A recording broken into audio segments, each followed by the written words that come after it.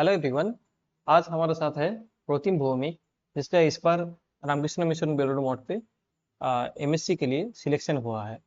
और ये जो एग्ज़ाम होता है, जो एक जो है इस इंस्टीट्यूट का सीयूईटी पीजी जो एक एग्ज़ाम होता है उसमें से सिलेक्शन होता है।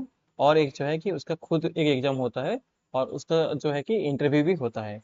प्रोतिम, आपका एमएससी में सिलेक्शन के लिए जो है कि congratulation. Thank you sir. Protim, आप कहाँ से बिलोंग करते हो और आप कहाँ से बीएससी किया है? ये सारे, आपका घर कहाँ है, ये सारे बताइए। मैं सर कोलकाता वेस्ट बंगाल में रहता हूँ और मैंने बीएससी किया है Ramakrishna Mission Vivekananda centenary college Rahara. Okay. और आपका जो है सिलेक्शन हुआ है ये सीयूईटी पीजी एग्जाम्स के through through. Yes sir, CUT exam के थ्रू ही मेरा सिलेक्शन हुआ है और फिर इंटरव्यू। अच्छा, ठीक है। और जो है कि आपको कितना मार्क मिला था सीयूईटी पीजी में? सीयूटी पीजी में मेरा 204 मार्क्स था। अच्छा, ठीक है। और देन इंटरव्यू के लिए आपका जो है कि कॉल आया था। हाँ सर। तो अब आपका जो इंटरव्यू था वो आप बताइए, आपका इंटरव्यू का एक्सपीरियंस क्या था? सर इंटरव्यू के लिए मेरा सेकंड शिफ्ट में था 2 ढाई बजे से। और फिर मैंने जब इंटरव्यू पैनल में मैं घुसा, फिर उन्होंने मुझे बताया कि आपका प्रेफ़रेंस क्या है? तो मैंने बोला कि मेरा प्रेफ़रेंस है क्वांटम मैकेनिक्स, इलेक्ट्रोडायनामिक्स और एचटीआर और थर्मोडायनामिक्स। सो उन्होंने फिर बोला क्वांटम मैकेनिक्स से पहले उन्होंने क्वेश्चन पूछना स्टार्ट किया। उन्होंने पहले बोला कि क्लासिकल और क्वांटम मैकेनिक्स हम कब अप्लाई कर सकते हैं? तो मैंने बोला था कि अगर इंटर एटॉमिक मॉलिक्यूलर डिस्टेंस जो है, वो अगर हम थर्मल रेडिएशन से बहुत बड़ा होता है, तो हम क्लासिकल मैकेनिक्स अप्लाई करेंगे और अगर वो सिमिलर है, तो हम क्वांटम मैकेनिक्स अप्लाई करेंगे। हाँ, फिर उन्होंने बोला कि क्लासिकल मैकेनिक्स में कौन-कौन सी वो इंसिडेंट है, वो कौन-कौन सी वो इंसिडेंट है जो कि क्लासिकल मैकेनिक्स से सॉल्व नहीं हो रहा था और क्वांटम मैकेनिक्स डेवलप करना पड़ा। तो मैंने बोला कि ब्लैक बॉडी रेडिएशन, पहले ही मैंने ब्लैक बॉडी रेडिएशन बोला। फिर मैंने बोला कि लो टेम्परेचर में जो स्पेसिफिक हीट है, उसका जो बिहेवियर है वो। और बस इतने बोलने के बाद ही उन्होंने एक जो इंटरव्यू पैनल में था, उनमें से एक मुझसे पूछा कि जो ब्लैक बॉडी रेडिएशन में ब्लैक बॉडी क्या चीज़ है? तो मैंने वो भी बोला वो। फिर उन्होंने पूछा कि ब्लैक बॉडी रेडिएशन का ग्राफ कैसा दिखता है? तो वो भी ड्रॉ करिए, वो एनर्जी डेंसिटी के साथ जो फ्रीक्वेंसी का ग्राफ है वो। और फिर उन्होंने पूछने के बाद उन्होंने कहा आप बोर्ड में जाइए। और बोर्ड में जाने के बाद उन्होंने मुझे जो x इक्वल्स टू IH का डेल डेल P, जो ये होता है, जो ऑपरेटर का वैल्यू है, जो मोमेंटम स्पेस में है, उस वो कैसे आता है उन्होंने मुझे दिखाने के लिए बोला। तो मैंने वो IH का डेल डेल P को P के साथ वो P ऑपरेटर वो कम्यूट कर दिया और एक साई के ऊपर, वो एक वेव फंक्शन के ऊपर। और वो कम्यूट करने के बाद वो IH का साई एक्स आ रहा था। तो उन उससे हमें तो पता है कि एक्स एक्स और पी का जो कम्यूटेटर ब्रैकेट है वो आईएच कट होता है। तो मैं उसे प्रूव कर दिया कि एक्स इक्वल्स टू आई आईएच का डेल डेल पी होता है। और फिर उन्होंने मुझे इनफाइनाइट पोटेंशियल लेवल का जो फंक्शन है वो उन्होंने मुझे लिखने के लिए बोला। फिर बोला कि आप अगर इनफाइनाइट पोटेंशियल लेवल का एक अगर मतलब वल है जो अगर फाइनाइट कर दिया जाए तो वो कैसा होगा, वो वेव फंक्शन कैसा होगा?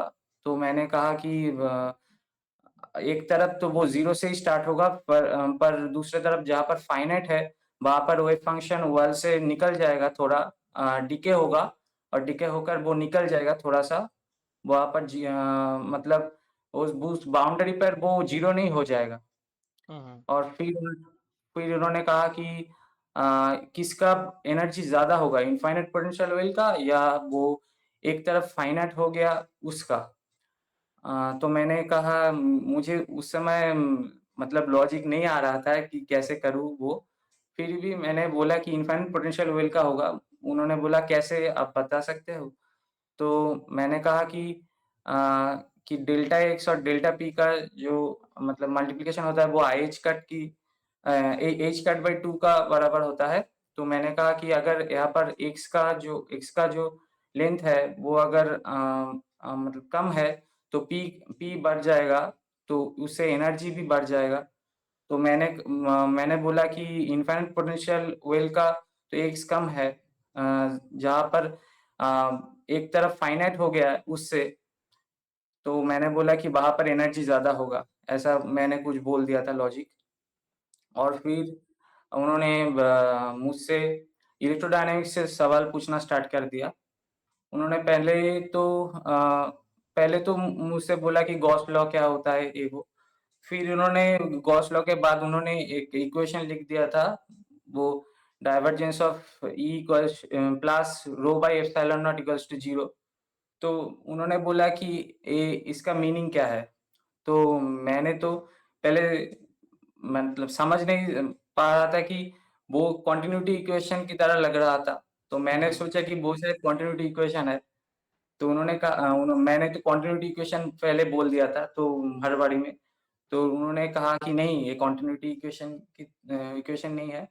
तो मैंने फिर देखा, फिर मुझे मेरे दिमाग में स्ट्राइक खाया कि ये तो मैक्सवेल का फर्स्ट लॉ की तरह है। तो मैंने कहा कि हाँ, ये नेगेटिव चार्ज के लिए मैक्सवेल का फर्स्ट लॉ है, नेगेटिव चार्ज डेंसिटी का है ये।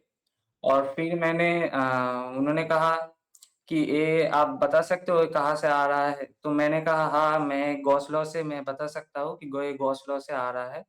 वहाँ पर गॉस लॉ में अगर आप डाइवर्जेंस थ्योरम लगा दिए दे तो वो ईज़ी डिराइव हो जा सकता है। हम्म। फिर उन्होंने कहा कि कंटीन्यूटी इक्वेशन आप लिखिए। मैंने कंटीन्यूटी इक्वेशन भी लिखा।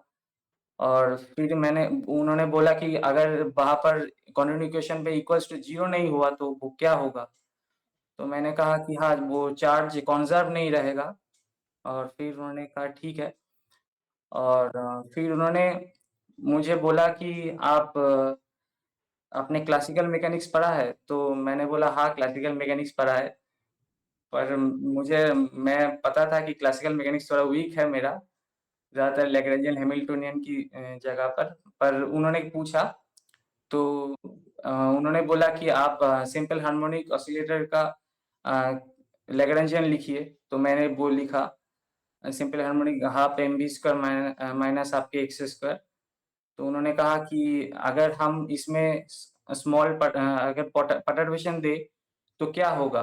तो मैंने बोला कि इसमें स्मॉल ऑसिलेशन करेगा और फिर ये स्टेबल हो जाएगा। तो इसके बाद उन्होंने बोला कि ठीक है, तो अगर हम वो माइनस की जगह पे प्लस कर दें, मतलब half M B square plus half K X square कर दें, तो क्या होगा?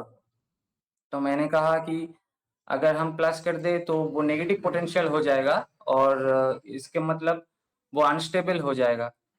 तो उन्होंने फिर बोला कि अनस्टेबल हो जाएगा, फिर हम अगर स्मॉल परटर्बेशन दें तो क्या होगा?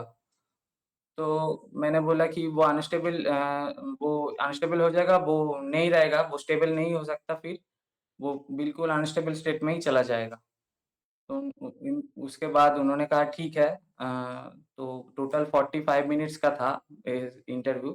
तो इसके बाद उन्होंने मुझसे पूछा कि आपको किसमें इंटरेस्ट है ज़्यादा? तो मैंने कहा मैंने वो क्वेश्चन थोड़ा समझ नहीं पाया था उस समय। तो मैंने बोल दिया था कि मेरा क्वांटम मैकेनिक्स और इलेक्ट्रोडायनामिक्स से सबसे ज़्यादा इंटरेस्ट है। तो उन्होंने पूछा नहीं आपको प्रैक्टिकल पसंद है या थ्योरी पसंद है? तो मैंने कहा एप्लीकेशन बेसिस प्रैक्टिकल मुझे बहुत पसंद है। तो उन्होंने कहा ठीक है, आप जा सकते हो। यही था। तो और जो है कि आगे भी तो आप इंटरव्यू कुछ इंस्टीट्यूट में अटेंड किया है शायद, मेरे को पता है। हाँ सर। हाँ। ठीक है। मैंने अप्लाई किया था, एसएन बोस में अप्लाई किया था और एसएन बोस में मैं गया भी था इंटरव्यू के लिए। और नाइजर भुवनेश्वर में वो मेडिकल और रेडियोलॉजिकल फिजिक्स में मैंने अप्लाई किया था और वहाँ पर मेरा कॉल आया था। और फिर आइजर कोलकाता में भी कॉल मिला था मुझे, पर वहाँ पर मैं नहीं जा सकता था क्योंकि वो सेम डे पर एशियन बोस का भी इंटरव्यू था।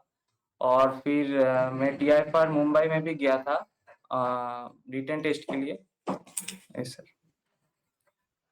ठीक है, तो अभी के लिए इतना ही, और ऑल द बेस्ट। आगे भी और भी अच्छा कुछ आपको मिले जो आप चाह रहे हो। ठीक है, तो थैंक अभी यू सर। अभी के लिए इतना ही, और जो है कि थैंक यू।